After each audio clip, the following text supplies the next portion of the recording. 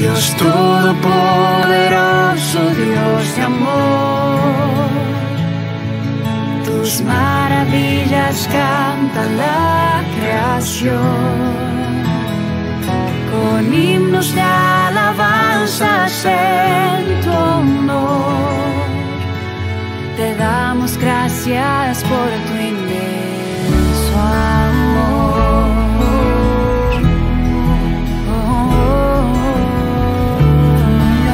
Si me pides que me acerque a ti, con amor eterno tú nos amas, mi creador, mi padre y protector. Con amor eterno tú nos amas, Dios y Rey de toda la creación. Amigos, hoy trataremos 5 temas que nos desbordan porque el centro del misterio es Cristo nuestro Señor. Abordaremos la revelación como objeto de estudio de la teología, la tradición, la Sagrada Escritura, el magisterio de la Iglesia y el lenguaje teológico. La razón del creyente, iluminada por la fe, trata de comprender mejor los misterios revelados por Dios y exponerlos de manera sistemática y ordenada, basándose en la Sagrada Escritura y en la tradición de la Iglesia. Además, ayuda al hombre a conseguir su destino eterno. Es por eso que la teología no busca solamente una formulación o clarificación de la verdad divina en sí misma, sino también su desarrollo y exposición para los hombres. Le importa el misterio por sí mismo y también porque el misterio de Dios es el único que ilumina el misterio humano. De hecho, comprobamos en la Biblia que con gran frecuencia las afirmaciones sobre Dios son también afirmaciones sobre el hombre. Cada atributo positivo de Dios declara en la Biblia algo fundamental sobre el ser divino y tiene además una repercusión cierta e inevitable en el destino del hombre que lo conoce y confiesa.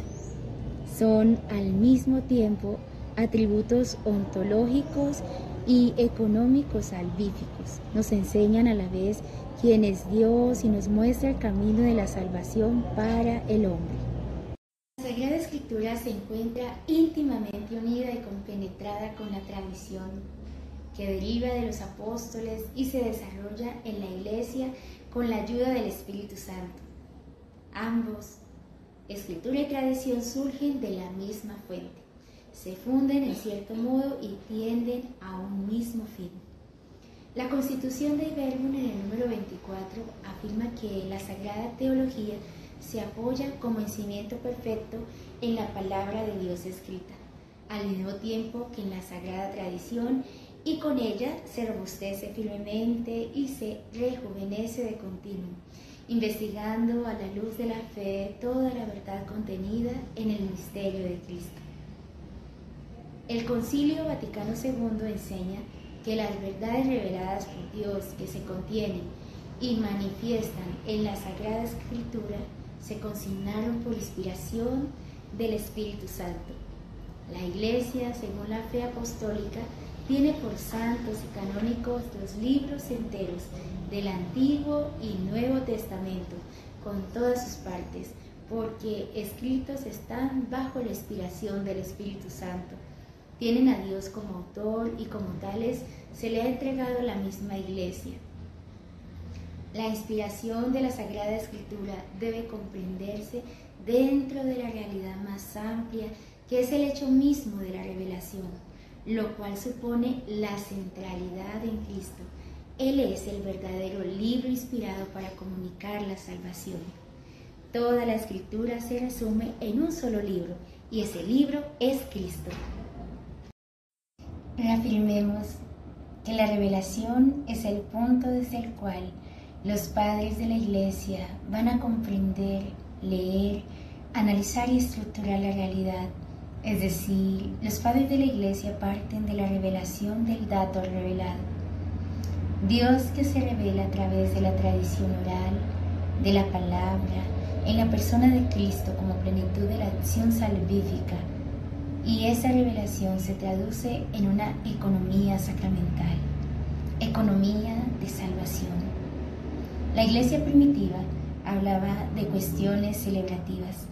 El epicentro de la evangelización de la iglesia primitiva era la celebración de la fe.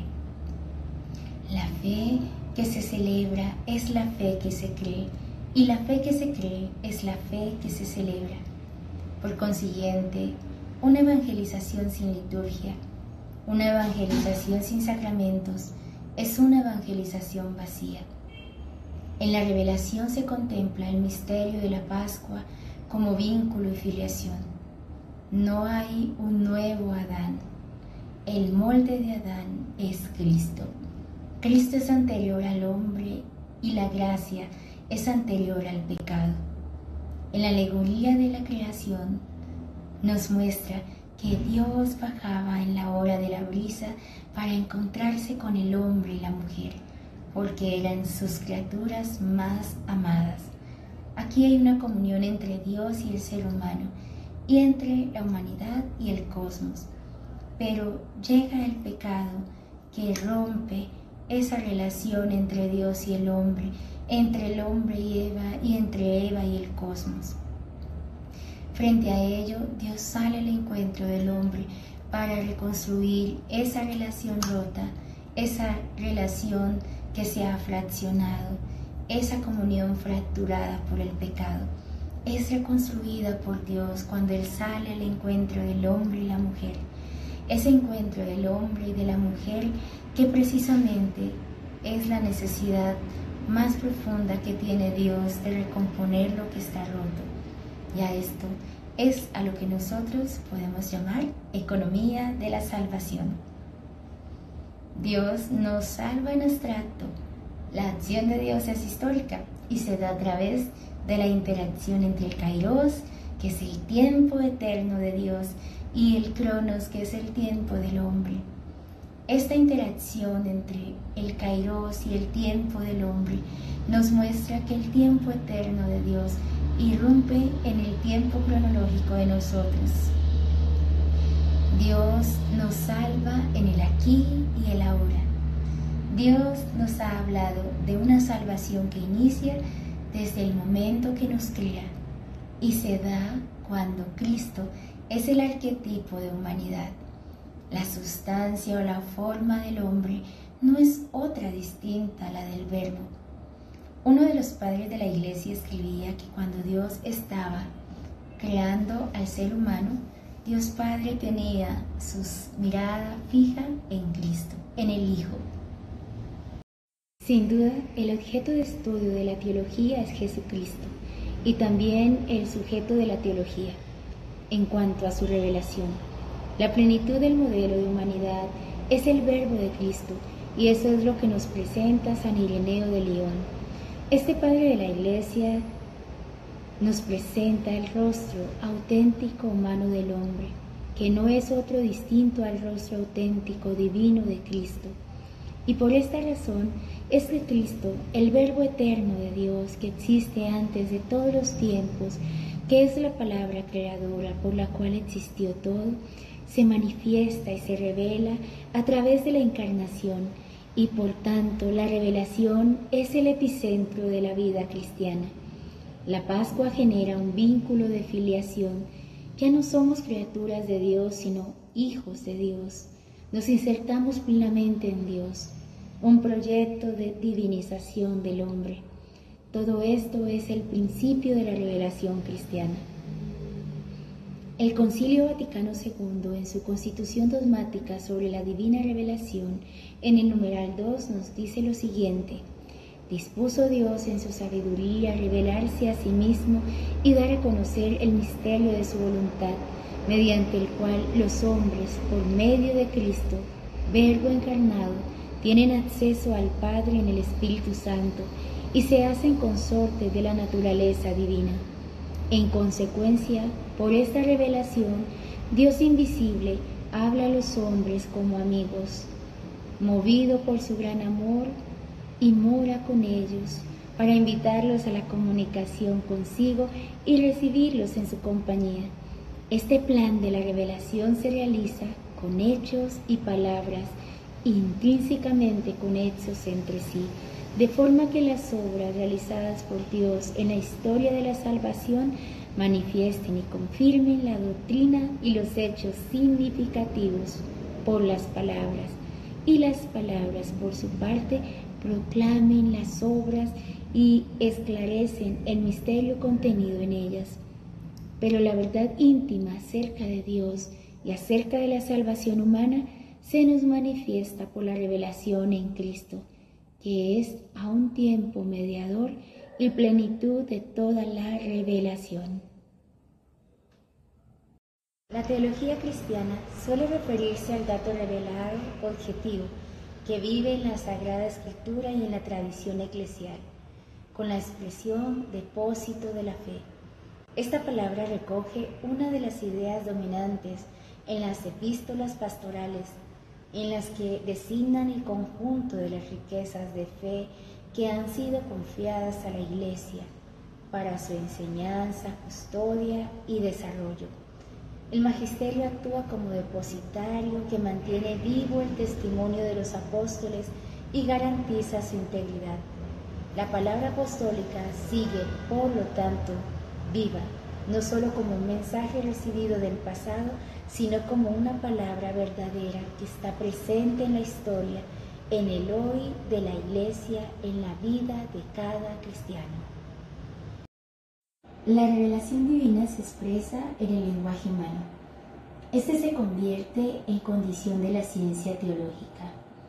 La palabra es sin duda el principal vehículo de comunicación de las verdades reveladas, aunque existen también otros lenguajes no hablados. Todo el conocimiento de Dios es analógico y se expresa por consiguiente en un lenguaje analógico. La palabra de Dios se expresa en lenguaje humano, con nombres, verbos y adjetivos, tomados de la gramática humana. El hecho del lenguaje es por eso condición de posibilidad de la teología. La teología no tiene su propio lenguaje, porque pues ella se basa en la revelación y ésta usa el mismo lenguaje humano. El sistema de signos por el que los hombres se comunican ha sido convertido en cauce de la automanifestación de Dios.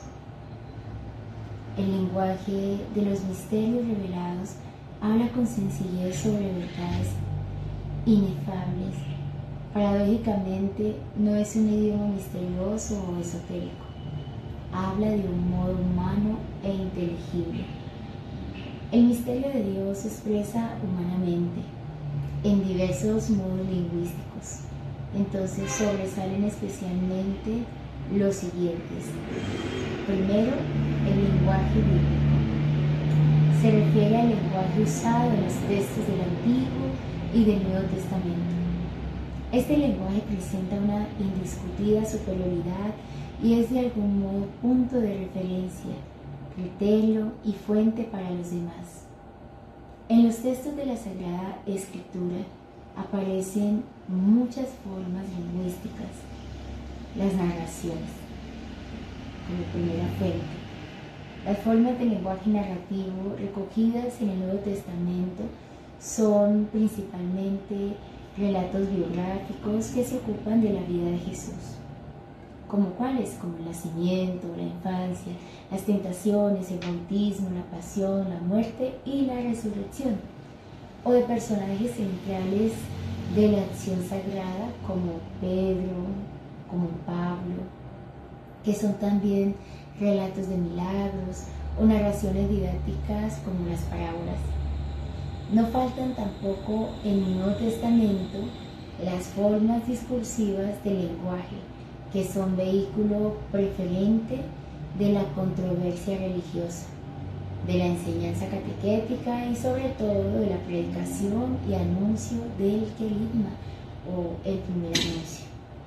La liturgia y el culto constituyen también un marco de gran importancia porque se expresa y se experimenta la fe en los libros sagrados.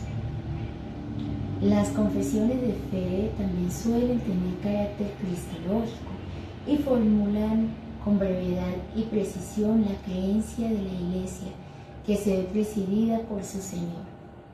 Pueden ser nominales como Jesús es el Señor o Jesús es el Cristo, el Hijo de Dios, o más largamente enunciativas como la contenida en 1 Corintios en el capítulo 15, versículos 3 y 5. Dice: os transmití en primer lugar lo que a mi vez recibí, que Cristo murió por nuestros pecados según las Escrituras, que fue sepultado y que resucitó al tercer día, y que se apareció a Cefas y luego a los 12. Parece que el credo se podría haber desarrollado a partir de estas fórmulas de fe. Los himnos también expresan la fe y la admiración y el agradecimiento hacia las obras divinas de modo poético. En ellos se fundan la reflexión contemplativa y la emoción religiosa. Las doxologías que manifiestan la alabanza a Dios. El llamado lenguaje mítico de la Sagrada Escritura, que se trata de un lenguaje descriptivo en el que, mediante escenas y expresiones de carácter simbólico, se transmite una enseñanza. Y esta enseñanza es religiosa. En un segundo momento, el lenguaje litúrgico basado directamente en el lenguaje cultural y doxológico de la Biblia. El lenguaje litúrgico representa un verdadero tesoro de contenidos semánticos cristianos. Ha sido desarrollado por la dimensión orante de la Iglesia y se contiene principalmente en el misal, la liturgia de las horas y los rituales de sacramentos. En un tercer momento, el lenguaje teológico, en cierto modo derivado del lenguaje bíblico y narrativo. Este lenguaje nace y se desarrolla gradualmente por la necesidad de expresar los misterios de la fe cristiana de modo riguroso y preciso. Los teólogos cristianos de los primeros siglos acudieron con este fin al lenguaje de la metafísica clásica, representada para ellos por Aristóteles, Platón y Plotino, año 205-270, y tomaron prestados, por así decirlo, sus términos como sustancia, ousia, sujeto, hyposcheimen, persona, hypostasis, individuo, átomo, naturaleza, physis, causa, uitio, potencia, dinamis, forma, morfe, materia, chile, ile, etc. Bueno, este lenguaje metafísico aplicado a la teología ha sido también denunciado por autores, principalmente autores protestantes como Arndt, Eibich, como un corruptor o contaminador de la pureza originaria del mensaje cristiano. Los teólogos cristianos que han usado este lenguaje habrían helenizado indebidamente el cristianismo. En realidad, si se analiza con detalle la actividad de la Iglesia antigua en este terreno, se advierte que la obra teológica y magisterial de padres, de teólogos y concilios fue una cristianización de la filosofía griega. En un cuarto momento tenemos el lenguaje catequético, que es un lenguaje que transmite los contenidos básicos de la fe, de una manera que lleve a experimentar lo mejor posible aquello que propone. El catequista expone sistemáticamente la fe para que se haga operativa en la vida de quien la escuche. Además, usamos otros lenguajes o modos de expresión religiosa, como es el lenguaje icónico, el lenguaje gestual, el silencio. Traigo a colación también la analogía como el modo de usar el lenguaje finito, de modo que sirva para hablar de Dios y de lo infinito. La Biblia ofrece un patrimonio único e inagotable de los grandes temas y elementos religiosos de la revelación, en su conexión con las principales actitudes de la conciencia humana y cristiana. La Biblia es raíz, materia prima y test permanente de todo lenguaje pastoral y teológico.